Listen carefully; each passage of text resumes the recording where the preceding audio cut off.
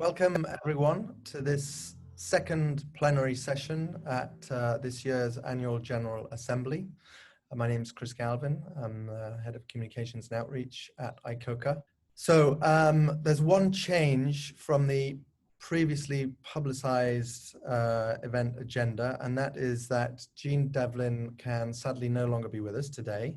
But I am delighted now to introduce Richard Wild, who is Director of Government and Defense at Control Risks.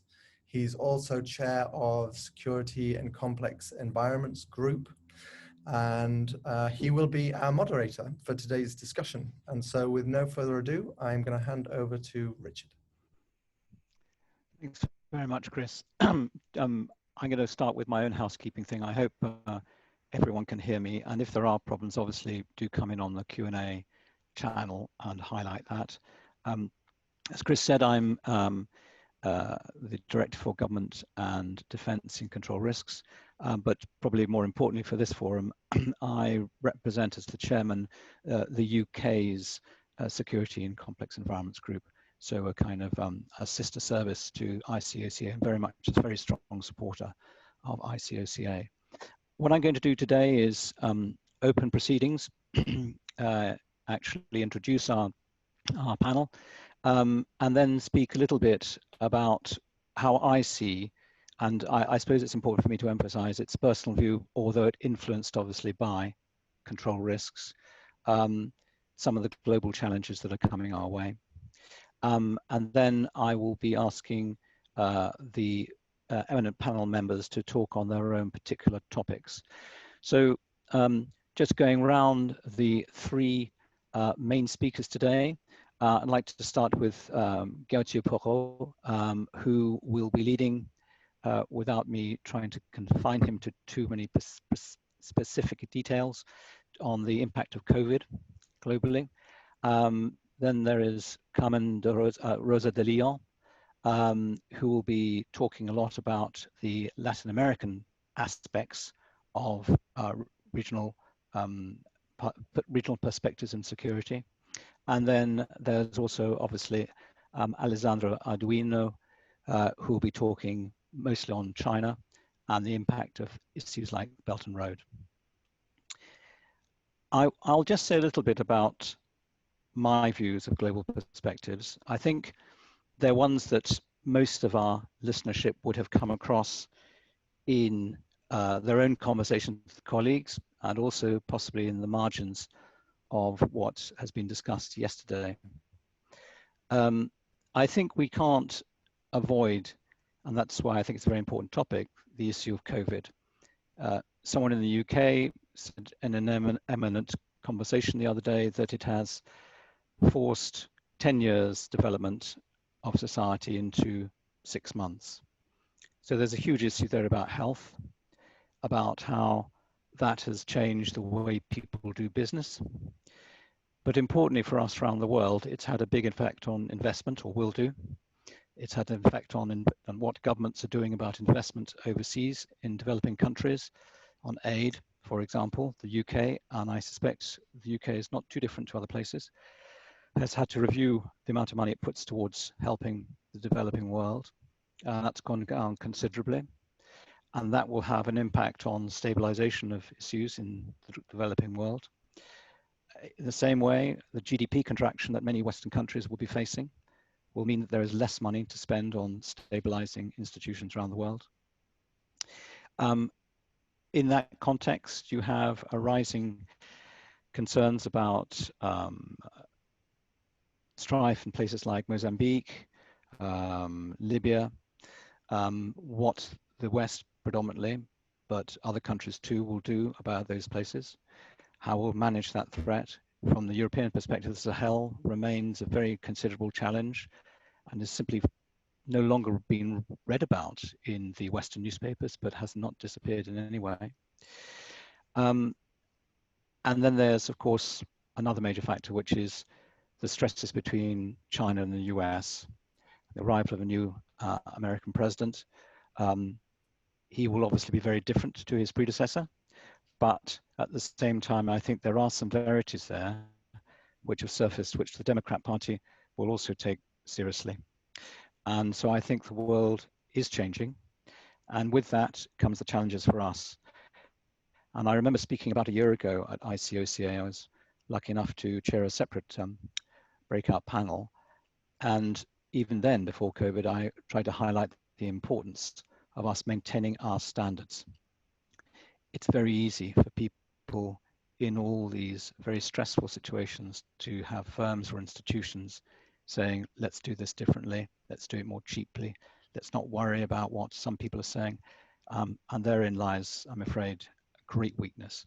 And we must forcibly, resist that temptation and encourage our governments to do the same too.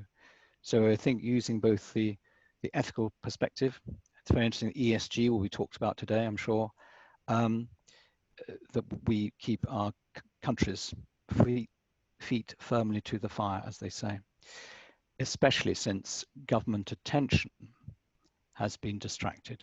Many governments have a specific bandwidth about what they can concentrate on at any time, very often reflecting on their public perspectives. And we've got to make sure that they understand what we do is important. So I'm going to stop there now. And I haven't really got an order. So I'm going to go back to an order that was suggested to me earlier, which is to start with passing the metaphorical football over to Alessandro, if that's all right. I can see he's slightly shocked by that. I suppose it's one of the disadvantages of starting with an alphabetical system, Alessandro, but I would very much like to hand on to you, subject to there being any questions that people want to have or have raised on Q&A. And if I don't hear anything from Chris in literally 3 or 4 seconds, we'll pass on to Alessandro and look forward to hear very much about China and the implications of the rise of China. Thank you. Thank you very much, Richard. Not surprised because having a name and a family name and they start with a double A, since I was the one called up on first on interrogation. So basically today I would just to briefly do 2 things. First of all, I like to thank ICoCA for having invited me today to participate to this very important panel. And I would like to talk basically about 2 things. The first, taking stock about China private security sector. And the second, what are going to be the future trend, especially along the Belt and Road Initiative. The Belt and Road Initiative started in 2013, is President Xi Jinping foreign policy most important initiative, and it's valued around $4 trillion investment. Looking from a private security point of view, there was a lot of excitement in 2013 and 2014. And a lot of internal Chinese private security company were looking at the BRI, the Belt and Road Initiative, as a chance to make more money, effectively, just going outside Chinese border. Up to now, is not the case in most of the instances. First and foremost, because BRI started to show some promising result or some result a few years later in 2015, 2016. And also in the private security sector, as it happened, I do believe not only in China, the allocation of money for the security budget is not one of the primary concern for the main client. And in China private security company, in the security market, by client, essentially, I mean the Chinese state-owned enterprises. Of course, we have to make a distinction between the Chinese company who operate in oil and gas or in telecommunication, in ICT, who are already used to operate in a complex environment well before the Belt and Road Initiative. But then if we look at the Chinese private security market inside China, the trend is basically one of shrinking. And by shrinking, I mean essentially up to a few years ago, there were 5,000 to 8,000 private security companies with more than 3 million security guards. China is still a pretty safe country. So basically, we just have an armed guard looking entrance of building or infrastructure. While the market is shrinking because in the last 10 years has been a race to the bottom. Company just bidding with the lowest price, not with the higher quality. And higher quality, of course, mean a higher price for the end user. At the same time, the market for the Belt and Road Initiative, security on the Belt and Road, that's what I want to speak today, see not 5,000, 8,000 Chinese private security company, but just few dozen of companies that have been adventuring outside with positive result. It's quite important because ICoCA started to engage early this company, underlying the importance of transparency, accountability, certification, and still now Chinese private security company outside China are considered a kind of newcomer in the security market. And there are still a lot of chance for international company, for best practice, and for the end user to engage with the company in shaping the narrative, in shaping how to regulate the procedure outside China. Chinese law in regard to the internal development of the company is very clear. It's possible to open a Chinese private security company since '93. The law has been updated in 2010, while for Chinese company going outside China, beside the ban to carry weapon, there is still an ample gray area that Beijing is defining just as we are speaking. So basically, complex environment are in area along the most invested area for the Belt and Road Initiative. For example, in Pakistan, we have the Sino-Pakistan Economic Corridor that amount to more than $60 billion US investment. Or in African continent, for example, we witnessed an increased footprint of Chinese private security company. But in all this area, let's say the common denominator is the fact that there are countries that are considered weak country, are unable or unwilling to provide security service to protect Chinese infrastructure and Chinese personnel. Most of the Chinese private security company operating abroad basically to guarding infrastructure against vandalism, against criminal action, or against political violence. But there are just a few number of companies who are highly professional and are operating, for example, on maritime security near the coast of Somalia in anti-piracy mission, or in kidnapping and ransom. As I mentioned before, from the African continent, protecting, guarding against non-state actors, against religious, political problem, or with all the problem that the crisis that can erupt in the area, there is still an ample space for cooperation between international company, international security provider, and the Chinese company. Also in K&R, kidnapping for ransom, there is not only an ample space to cooperate with international private security company, but with something that I think a little bit late, but now is coming to be a matter of importance in China, the role of insurance, especially insurance regard to kidnapping and ransom and so on.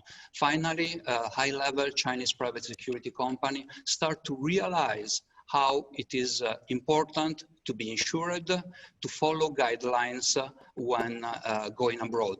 Of course, the race to the bottom in terms of prices and in terms of capability is still a problem that is not only related to the Chinese private security sector, but for example, if we move from Pakistan, when there are high-level private security, local private security that are interested to cooperate with Chinese and the government who already ignited a process of using the army in protecting Chinese investment, in the African continent, the narrative is completely different. First and foremost, in Africa, there is still a kind of historical bias that is related to mercenaries activities in the 70s. Also is one of the area in which not the state enterprises from China, but the private company started to invest a decade ago. And on this respect, this company ran years ago a kind of private militia in protecting especially the mining sector. And that it creates ambiguity for the newcomer from China who are private security company, who are registered. And this armed militia, the mercenary stigma, was a problem. And then, of course, understanding the African continent for the Chinese private security company is still an issue, and especially in area where the need, for example, like Mozambique, is more for private military company than private security company. I think my time is running out, so I want just to look at what are the future trends. COVID-19 create a lot of problem also. So in China, even the fact that Chinese economy is bouncing back with almost 5% GDP increase. But for the Chinese private security company has been also an opportunity. And the opportunity is to use something that already they have at hand, that it comes quite cheap and they know how to use and is high technology.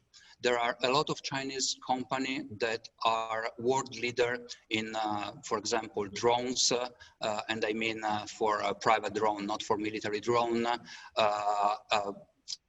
visual recognition, AI software recognition, facial recognition, and this kind of security software. And the Chinese private security company definitely are going to be the ambassador and the spearhead of this technology in the near future. So as I mentioned before, ICoCA is well placed to operate efficiently and to avoid that spillover, negative spillover are going to happen. But if we are looking at the future, one of the most important things, in my opinion, is the fact that we need service integration. Promoting cooperation with international private security company, with international leading insurer who know how to promote risk and crisis management, and to integrate cybersecurity and monitoring of transparency and accountability, not only in the use of force, but in the use of data. And I will end with this, and I will be open for your question and answers soon. Thank you very much. Back to you, Richard. Alessandro, thank you. That was absolutely fascinating. And I'm sure there will be at the end a lot of people on the Q&A side who want to ask you some questions. China is, you know, utterly interesting and too big to ignore. I've got some of my own questions, but they can wait. Thank you, Alessandro. Okay, shall I, on the same basis of the alphabet, Carmen, wonder if I could ask you to take up the next stage of our panel discussion. Over to you. And I understand, and I'm very keen to hear about, your view of Latin American developments and the wider Hispanic environment. Thank you, Richard, and thank you to ICoCA for la invitación. And I received from Chris many questions than the 7 minutes that I have to present. However, I'm going to try to limit myself to the 7 minutes and address all the aspects that I've been questioned. In Latin America is one of the areas where the private security companies have emerged more recently. And in the context that we have to clarify is that most of them come from or emerge after internal conflicts in countries, and they are a great source of the sector, for a great source of job for the military sector. And this brings us to the fact that in the case of Guatemala, for example, 99% of private security companies are in hands of former military personnel and high military personnel, and that's forbidden by law. And this happens in Latin America, where they're also in hands of former police or inactive or active policemen. So the growth is huge in the continent, because also there is a very severe problem of lack of capabilities from the states or resources from the states, in particular small states or weak states, in order to be able to provide security to all citizens. And that has led to the fact that the sector has evolved very quickly as a way of providing security to different areas.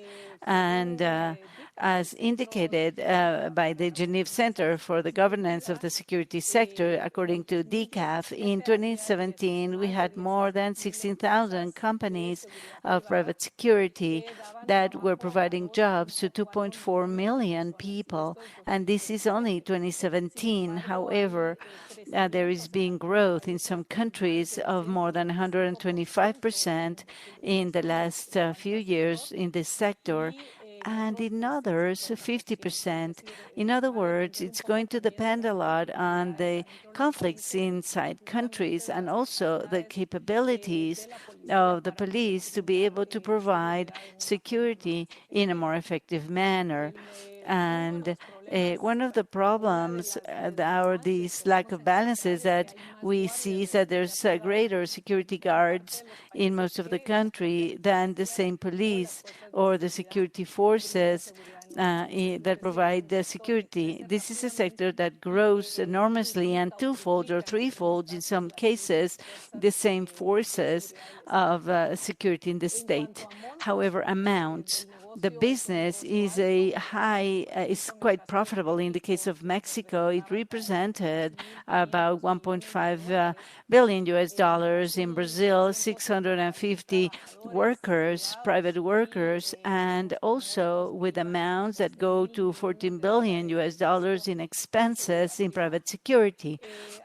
We have to understand also that Latin America is the most violent continent. In it, we have more than let's say 19 of every 10 violent crimes that occur in the world occur in Latin America. 19 out of 20 and 17 of the most violent cities in the world are also in Latin America, as well as 4 of the 5 countries with greatest violence. This feeds the perception of insecurity and therefore willing to have private security, this will of having private security. Therefore, the same militarization of the sector leads us to have high connections between private security companies and the control bodies determined by countries, as well as also agreeing on the decision-making of governments. That is one of the issues that I feel are the most important to continue determining to professionalize this sector, because at the end of the day, there's many indirect liaisons that lead us to ask less standards or to skip the standards.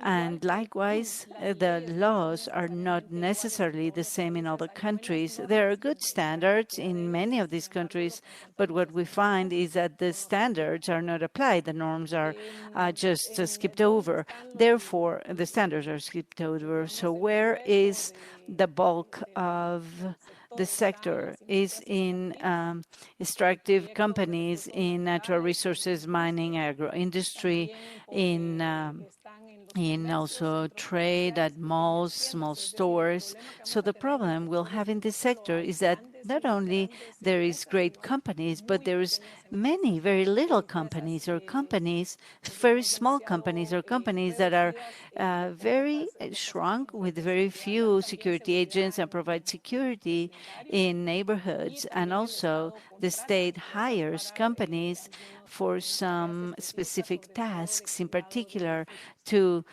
look at some people. So if the companies, precisely because of how lax and dark of the relationship that exists between former militaries and governments, makes them not to be properly supervised, they're not accountable in case of irregularities or in case of corruption. And this is kind of a common denominator in most of the Latin American countries. Some countries have more problems, like those countries that are weaker, for example, for the control of these security companies. However, in the case of Guatemala, we have a unit within the police, the National Civil Police, that's in charge of the supervision of security companies, to be able to look at the demands of the private security companies and the supervision Division of Private Security Companies that is in the Ministry of the Interior. Nevertheless, there are around 12 or 13 police, the ones that have to cover hundreds and thousands of private security companies. So the supervision has a great deficit. It's almost non-supervision. And as we said before, the reports of these same companies are not clear, and they skip the standards. Later, I will talk about which are the effects of skipping the standards. But if it is the small size and informality is one of the most common traits in private security companies and provision of private security services, as well as making almost impossible to estimate the size of the sector in the continent in general. For example, in Mexico, there is 80% of private companies that operate outside the regulatory framework.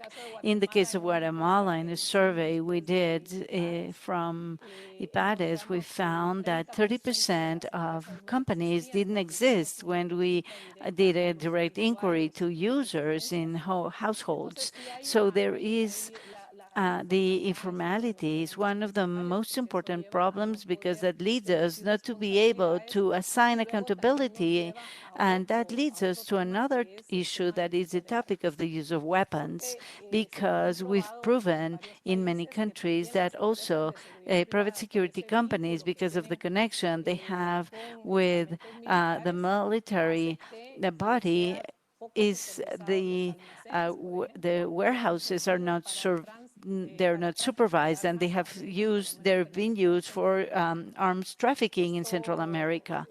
And that has been demonstrated, and that has been identified by several countries throughout the Central American region. In other words, the presence of weapons and the use of private security companies to accept supposedly weapons that have been sold, but they go into the black market. So there we have another very serious issue that is also connected to the presence that this informality, that of the lack of control of these security companies, of private security companies. For example, there's a data that says that more than 40% of illegal weapons in Salvador. Stating that over 40% of the weapons in El Salvador are tied to 450 private security companies. There are cases where they hire the weapons from these private security companies to be able to use them for hours without knowing what they're for.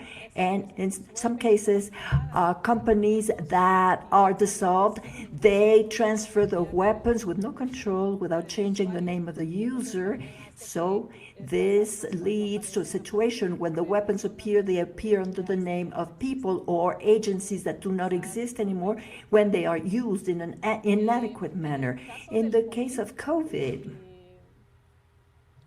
even though, well, I'd rather speak about the results when there's no oversight of these companies, and about human rights. I will talk about the rights of the employees of the companies, and then outside.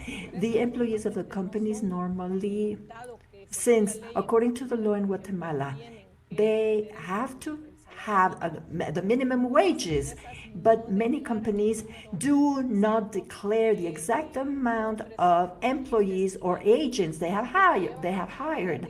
So this is so ridiculous that there are companies that declare that they only have 1 or 2 or 3 security officers, when everybody knows that they are very large companies with hundreds of agents. So they do not pay the minimum wage, and therefore they don't have right to any health services, public health services. And in the case of the survey that we carried out in Guatemala, 80% of the guards we interviewed did not even earn the minimum wage. So that means that 80% has not been declared to the National Directorate for Private Security Services Enterprises in Guatemala. So how has this affected in the context of COVID? Well, it affected because people could not go to their homes. Therefore, they had to live in closed places, and the Agency for Human Rights in Guatemala found a company that had almost 70 people living in 5 or 6 rooms, never going out. Some industries or some companies like in Guatemala and other countries, it has happened. So I'll leave COVID on the side, which are the main issues in regard to the violations of human rights in these companies. Well, fundamentally, these are the greatest conflicts happened and emerge in regard to the extraction companies and the implications this has on the communities, especially in countries where we have many indigenous communities, because no previous surveys, according to Protocol 169 from the ILO, for previous consultations. So this starts triggering great conflicts that happen all over the place in many locations. The problem is that the companies have hired private security companies, and if they're in the hands of military men, they have another conception about the use of force and another conception on how to react in this case, especially knowing that we're coming out from internal armed conflicts. So most of the conflicts that have arisen because of the very poor actions from the employees of private security towards the communities, because they have shot people, and this increases the conflicts and the violence, and this makes it more difficult for the companies to abate the levels of these conflicts, the rate of conflicts. Now, on my side, there's a question, I don't know if I should answer it now or later. What is the role of ICoCA here? Very well, I can leave it at that, because the rest I have are suggestions on how to tackle this issue. What can ICoCA do in the Latin American region? The topic on COVID, maybe we can again, and we have a very low rate of women, but especially because of the work conditions. And according to what Alessandro said, according to the advantages of technology, we have identified in a case study that we carried out is that women in the private security sphere are hired to handle the cameras for security, and this is a sector that in the context of COVID has grown. So it seemed to us quite interesting that the technology area is an area where women have had more presence, a greater presence, not so in the case of other types of services. However, it is indispensable to see a growth of women in this sector, especially for those companies that guard malls, that guard shops and homes, because we must not allow the access of men in case there's a conflict, or there's a conflict with the women or violence against women. So I'll leave it at that, Richard, and then we'll answer the questions. Thank you.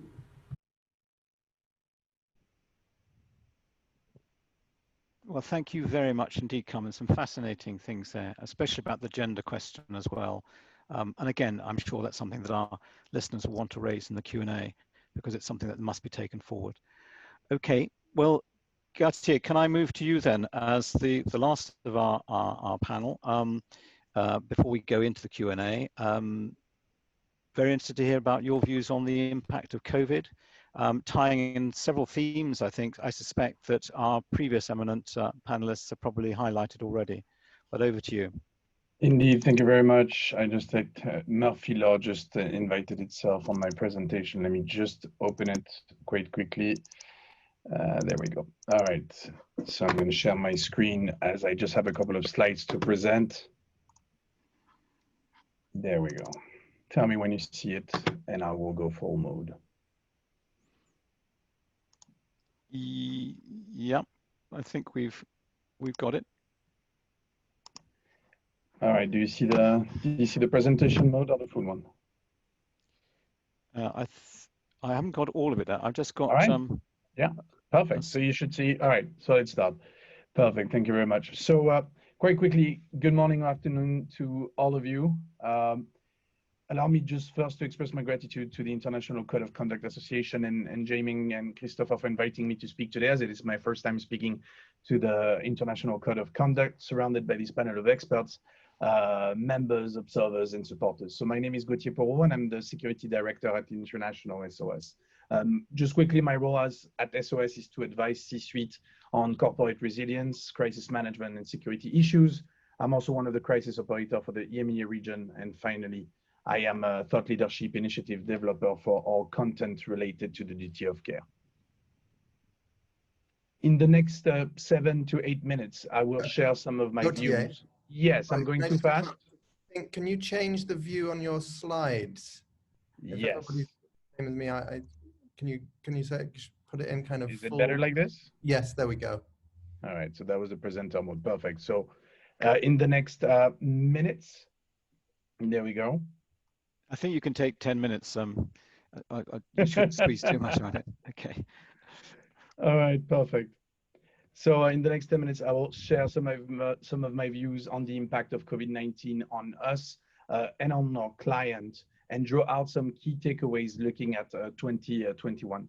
The year 2020 has been, and I think you will all agree with me, a year full of twists and turns. Our understanding is that 2021 will be the year of change, as Richard mentioned it.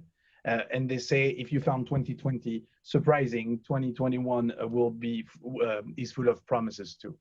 The impact of COVID-19 and second and third order security issues have already and will drastically change the way companies and organizations relate to the way they work, operate, travel, and meet. The logical consequences, and we are currently observing, speaking to the 12,000 clients we have been supporting this year, is the revision of their risk appetite, rethinking their modus operandi, and appreciation of the situation. So allow me to share with you the 5 key messages based on our understanding of the situation and its possible development. So the first key message is crisis change, so must you. International SOS, identifying the major need in this domain and following the request of many customers, has decided to transform its role as a medical security travel risk assistance provider into a medical and security operational workforce protection provider, addressing the full spectrum of workforce protection. So that's the one major impact of COVID-19 already on us. But the market need for an integrated medical and security solution is no longer a nice to have, but a must have. It is a logical and legitimate reaction of organizations that wants to face nimbly this next new normal to come. As any medical operations requires a 360 security support, any security action is now linked to a 360 medical approach. Our membership used to propose medical and security services separately if needed, but now we provide automatically both medical and security services, as reality demonstrated that one cannot go without the other. Our second message, as you all know it, pandemic scenarios and medical issues have often been the poor relations within companies and among employees. So health is back. That's the second message. The situation is seized as an opportunity for many clients to conduct a thorough review of their internal organization. We see it in our assistance center. Although travel may have majorly decreased, clients' employee calls us 5 times more and managers 10 times more. Requests focus mostly on comprehensive medical and security risk identification and recommendations, support for fully informed decision-making, advices on adapted strategies, and consistent communication. As health, security, and logistics issues are intertwined, the need for specialized advice is increasing. The third message for 2021 is less is more. If we take the example of business travel, Some experts talk already of a 50% flight and routes reduction in Horizon 2 and 3, mentioning a return to travel experience similar to the 70s. Travel validation, process, and business criticality will be reassessed, and that's for sure. The same goes for the organization of events. There will be less of those, but of better quality. And our clients agree with this analysis and tells us that they imagine a probable restart on a case-by-case and region-by-region basis for the summer 21. This particularity will lead into an increase of conditions, control, expectations in the preparation of the implementation of protective measures for all trips and events. Above all, this will have a direct impact in the choice and selection of their subcontractors. And here I think directly of security companies. So, they're going to look at resilience, quality, and of course, the ethics of subcontractors. They will be closely monitored in 2021. At International SOS, we already felt this trend last year and have conducted a complete review of our subcontractors' collaboration criteria, compliance with the principles of the Code of Conduct presented by the International Code of Conduct Association being a key element in our validation process. The fourth message is beware of the iceberg effect. COVID-19 has generated many second and third order security issues, as Richard mentioned it in the opening. Some short-term, some long-term. So the short-term is manageable, but will definitely require tangible and appropriate measures to be put in place. I'm thinking here of organized crime who has gained strategic ground during lockdowns. I'm thinking of multiplication of cyber attacks due to home office shift, 600% increase just in 2020. I'm thinking of social unrest caused by precarious medical situation or by risky government decisions. I'm finally also thinking of the re-emergence of major conflicts galvanized by return to the nation-state survival instinct. The iceberg effect is to be found in the understanding of long-term consequences. The deep and irreplaceable weakening of certain states incapable of managing several crises simultaneously, and that will face a strong economic recession, could trigger dormant major issues. As for migration, it will increase irremediably due to climate change, but also due to opportunistic post-COVID disruptions, and will be used by some to destabilize others. Finally, I'm thinking of the young COVID generations who are forever marked by these events and now have limited confidence in the system, making of this pandemic a generation gap accelerator. My fifth and last message to our clients and to organizations, it's slow down to hurry. This 2.0 VUCA world we live in, so VUCA stands for volatility, uncertainty, complexity, and ambiguity. 2.0, of course, for the digital dimension attached to it, is incredibly complex and requires comprehensive and holistic risk management strategy. Lately, many people like to compare the situation at the beginning of the last century during the Spanish flu. 1920 is comparable in some respects with COVID-19, but major elements differ in 2020. I think of speed, transportation, globalization, technology, political fragmentation, and criminogenic conditions. All the latter no longer spare any industries. So to the question, and that Richard mentioned, and also Alessandro and Carmen, regarding which geographic, geopolitical, social, and cultural environment is complex today. Well, allow me a provocative answer. All of them, without exception. Without being paranoid, the spectrum of physical, digital, and operational threats exposure is such that scenarios, and all scenarios, must be considered and prepared for. It's no safer to operate tomorrow in Paris than it is today in Niamey, from our point of view, except in certain at-war areas where common sense prevails, of course. Faced with this complexity, we recommend our client to have a holistic approach for all situations. So we also advise them to implement counterintuitive method in terms of crisis management.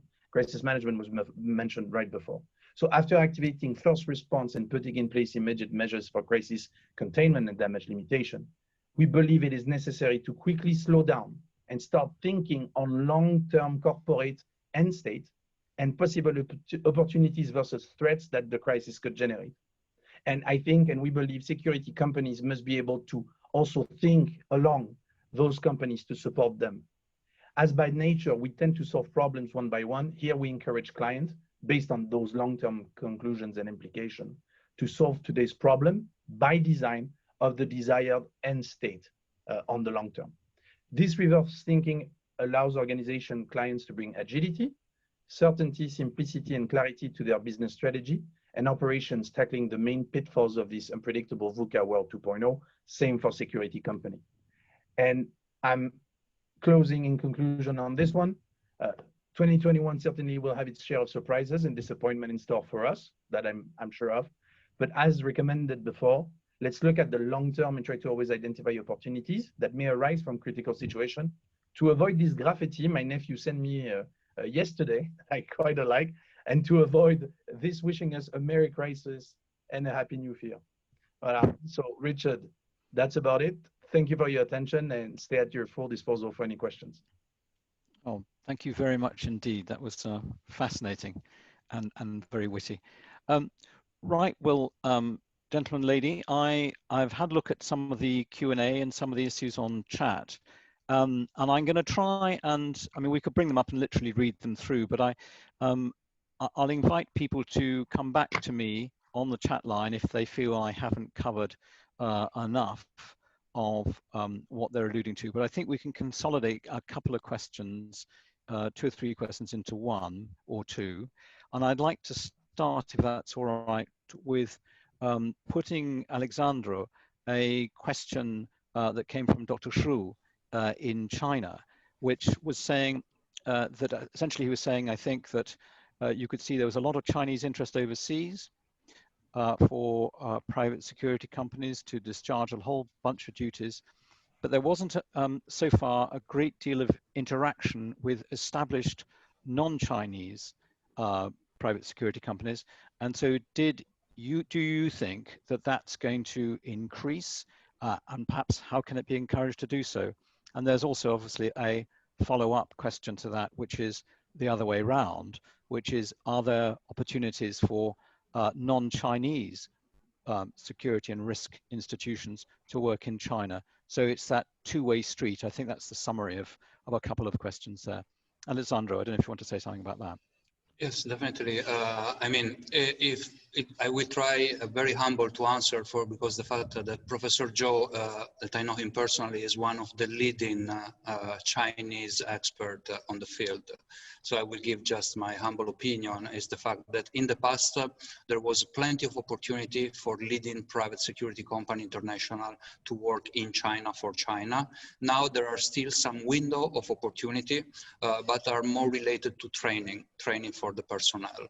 That window that was quite open and very lucrative, I have to say, 10 years ago is shrinking by the day for the simple reason that the client, Chinese state-owned enterprises, first and foremost look at a Chinese provider. That doesn't mean that the Chinese provider is not going to subcontract part of the operational, especially the armored one, the security in very complex environment, to a local private security company, to even a local militia or an international private security company. But as I mentioned before, in order to provide this kind of service, I still believe that there are plenty of opportunity for international company to cooperate with the Chinese private security company. And in this case, Chinese private security company are going to act as a manager, as a security manager, in between the state-owned enterprises that of course speak Chinese with the Chinese private security company that speak the same language and have the same, let's say, order of value, and the international provider.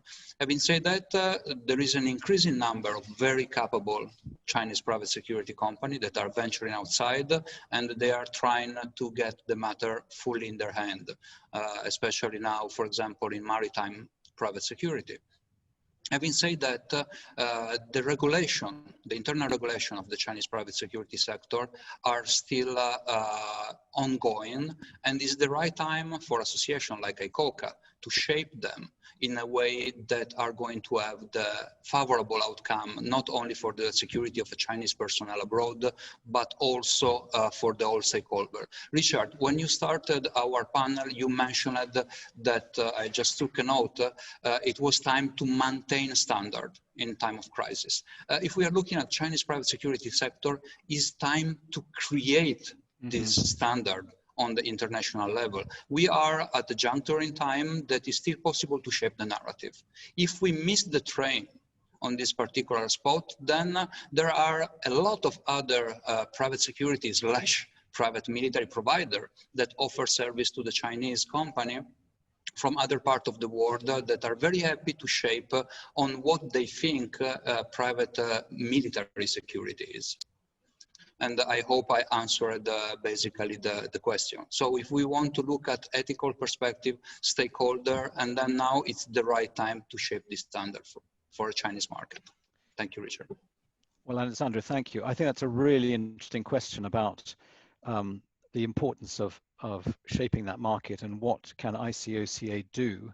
And I think that's something that people will take away. And that feeds quite neatly, I think, into another group of questions that's come in through chat and Q&A for Carmen, really, which is essentially what can the association do in the Latin American region to advance those standards that Alessandro referred to, especially that dynamic, as you so eloquently highlighted, between government and the private security community.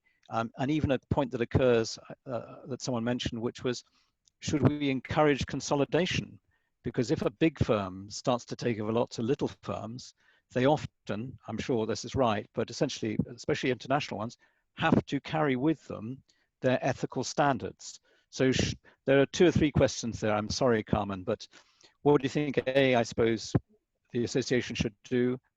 What do you feel about possible solutions about pulling together the private and the government sector? And is consolidation a good thing? Gracias, Richard. Thank you, Richard. There were also questions in the chat. I think there's been a confusion because actually during COVID, because somebody wrote in the chat, if security services were provided. Everybody provided security services. However, the conditions of the employees in the private security agencies are different according to the standards of in every country and according to the strength of every norm in every country. One of the most important topics for the oversight of private security companies are the role of other actors.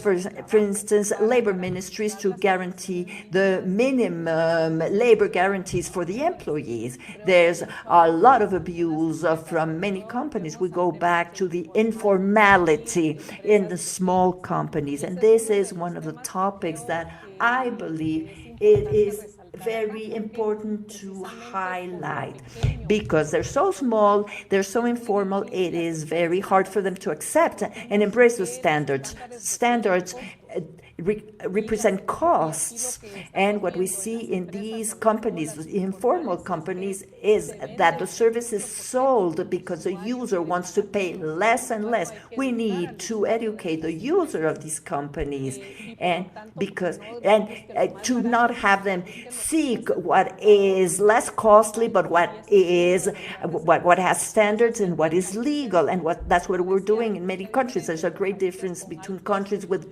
high levels of institutionality and high levels of rule of law, and fragile states that have a very weak institutionality. Other countries like Colombia, where police officers can work for companies, the public sector police officers can go and work with the private sector, and roles start becoming confused. So one of the topics is how we can adapt, how we can lead growth processes and steps ahead for small companies to have some standards and gradually, and that they can respond to the human rights standards and the ICoCA standards, because if they're small and informal, it's a lot harder to have them on board and a lot more expensive. So we need to think at ICoCA how to adapt to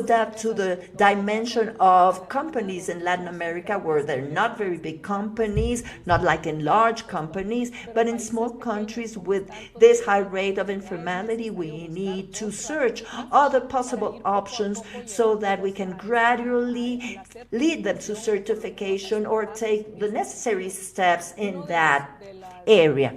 One of the mechanisms we have found and that are working well in Peru and Guatemala are working groups that reproduce the ICoCA pillars. These working groups work with companies that are not private security companies, but are companies that hire, large companies that hire private security companies. So if we educate the user of private security companies, these large companies start demanding the criteria and align with ICoCA. I don't know if that's a way to educate the users and present the mechanisms for the companies so that they can formalize their processes and can generate and produce standards, the proper standards. So I believe that this mechanism of working groups could become interesting for ICoCA because it allows us to work with embassies, civil society, and work with the government,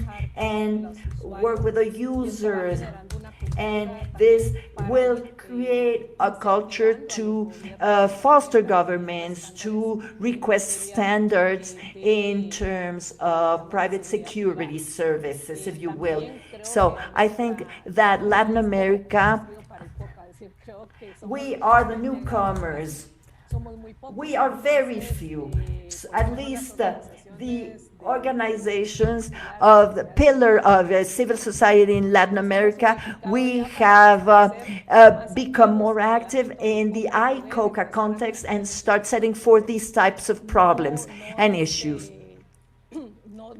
These are different cases every time, but it is necessary to have a search, to lead a search on how to adapt to the regions. ICoCA must adapt and reinforce these oversight mechanisms, especially support the governments for a better, to be able to increase the standards in terms of the oversight of the companies, that to support the legislation because there is no harmonized legislations, and to support the oversight of the civil society and the companies. And therefore, we generate different mechanisms and look for mechanisms for those companies that don't have the dimensions that work in other continents. Very interesting. Thank you very much, Carmen. I should hasten to say that someone on the chat line also made the point, which I think you alluded to, but in case people were confused, that at no time do police officers in Colombia perform work for private security companies. And I was asked to clarify this so the audience wasn't confused, but I think we've got that. That's very useful. Slightly turning to you, Gautier, with wanting to draw on your experience about the whole community, really. One of the questions that's come in is about emerging trends in the EU for legislation on human rights due diligence for businesses. So businesses are going to have to do that. I wanted to ask you, I mean, I think most of us would see that as a positive thing. I can see, though, that some feel it as another bureaucratic step. But I wanted to ask you, with your experience of COVID and your insight into it, whether you think that's going to actually stay or whether it's going to come under pressure. Because if I'm a firm that I've got to be concerned about travel security, health aspects, and then in addition, I've been asked to look at the human rights aspects to do due diligence on firms, will some of this fall away, or do you think this is irretrievable? It's just going to happen? I think, Richard, you're completely spot on. I mean, we've seen this this year, last year, more and more when we're applying for tenders. You know, they ask for us, what about our subcontractors? You know, what is the relationship we have with them? And we knew it was coming. I mean, ethics and code of conduct is becoming, as I said before, it's not a nice to have, it's a must have. I think COVID is going to emphasize this. I mean, what was acceptable yesterday is going to be mandatory tomorrow. And COVID not only, you know, looking at travel, but also duty of care, duty of loyalty towards the employees toward the employer. is not going to be negotiable anymore. So definitely they're going to look at how companies manage ethics, but also look at legislation and compliance. This is definitely going to take a major turn with COVID, and we believe that it's best to join now an organization such as International Code of Conduct Association and work with companies like you, like Control Risk, and all those companies that not only believe and respect the code of conduct but live by the book. And this is it's not a question anymore from what we hear. So that's why I said in my presentation, a year ago we saw that coming, and now the code is a full element for us in choosing our subcontractors. Excellent, thank you. Well, I'm conscious we've got about 10 minutes to go, but I imagine that Chris will probably want to summarize at the end about how we're going to present all the information we've captured. Many of us have written papers or have particular insights that I think it'd be very interesting for those who are listening today to be able to link into subsequently. So I'm going to perhaps start to close up a bit now to give Chris a little bit of time to say that at the end. But I wanted to put all three of our eminent panelists a question about technology. And I know I have a particular interest, or I was going to raise an interest, but we'll put it aside, about cyber threat. But I was thinking more about kind of things like drones and surveillance, both in terms of technology, the challenges, but also in terms of, I suppose, human rights violations, data management. And I thought I might just start with Alessandro and just say, do you think this is something that our Chinese colleagues coming into the broader community outside China are going to find easy to take on board, or are they going to find that more of a challenge? And then I'd be very interested, obviously, in Carmen's views in Latin America, and of course Gautier's as well. So perhaps we start with you, Alessandro, conscious that we've got, I think, 5 minutes. Let's say that if we look at the crystal ball and we try to guess at the future, Chinese private security companies definitely are going to be a primary user of high technology. As I mentioned before in my presentation, world leading company in drone, commercial drone, facial recognition, AI software are Chinese. So for a matter of fact, several of top Chinese private security firms are already adopting this kind of technology as a matter to cut the cost while operating outside, to send less people.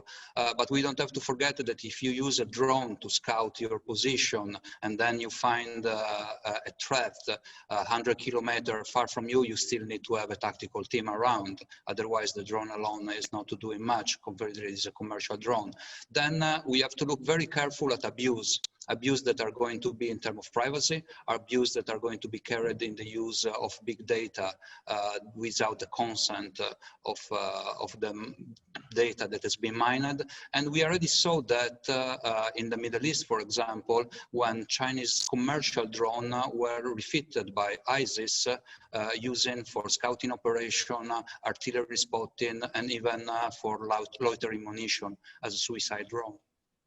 So this is already something that is happening, has been used and abused, and of course all this kind of threat from the drone, and especially to the cyber threat, because cyber threat are not something that are in the virtual world, are something that can cause mayhem, can cause loss of have an economic impact, but also a loss of life if there is a cyber attack on SCADA system on critical infrastructure. And I give back the floor to you, Richard. Well, thank you, Alessandro. Carmen, I'm afraid we're going to have literally a sentence or two from you and Gautier. But how do you think technology or things like drones are going to affect the community, the security community, in the next year, let's say before the next ICoCA AGA?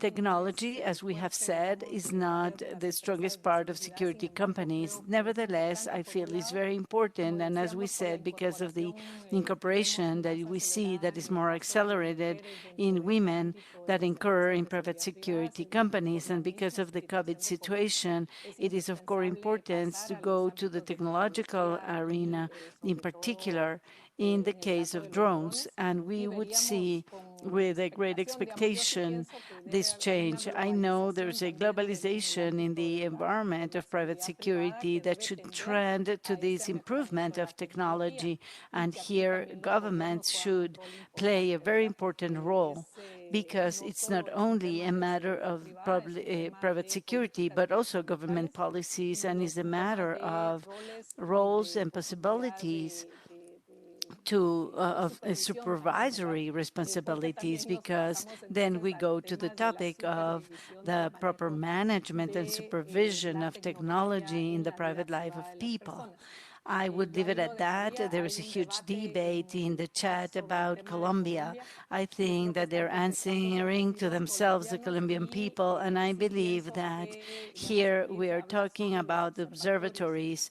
That is a very important mechanism that could also be implemented from the civil society and from the groups that work together between private companies and the government, observatories and surveillance of private security.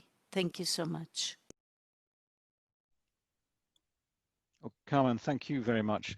Gautier, your 2 minutes of fame then, how do you think technology will affect? I'll take less of that, Richard. I will not speak of technology, but what I see with clients and prospects, but also organizations, it's how security companies going to manage the data. Where are the servers? What country are they going to be hosted? These are the major questions, and many clients just refuse to sign contracts sometimes because security providers host their server in that country or in another country. Being in Switzerland, we know people love the crypto valley, love the policies here around, but in some countries, it's a pushback for some clients. So yeah, data management, data protection, information protection is going to be key in this topic. Excellent. Well, I think it's really fascinating. I think what comes across to me as the moderator is the importance, the role that ICoCA are going to have over the next year and coming years. Many challenges, but I know it sounds as if I'm repeating ourselves, but I don't think anyone's raised the point that standards need to be flexible. I think everyone's saying standards unfortunately are flexible, but they need to be more rigid. And looking at certainly our Chinese colleagues coming into the market, etc., there's an awful lot of work to be done to make sure both there, Latin America, elsewhere in the world, that we move towards a similar position. And ICoCA's importance, I think, has never been more relevant, especially as we are coming out of this extraordinary pandemic. So I'm going to start to bring things to a close, because I think I'd quite like Chris to just quickly summarize how we might link in, or how our colleagues who are listening to this particular webinar might link into some of not only the conversation that we've been having, but also the various papers that have flowed into this and been created by us and have underpinned this conversation for the last hour or so. So I'll certainly have a kind of farewell word, if that's all right, Chris, but can I just pass it over to you for 2 minutes to tell us about what's going to happen on this particular piece of the webinar and how people can tie into links? Sure. So, well, I'll take the opportunity to thank you all as well first, and especially Richard for stepping in and doing such a great job. I have shared quite a number of links through the chat. So spend the next couple of minutes just scrolling back up. Alessandro has quite a bit of work that he's been able to share with us.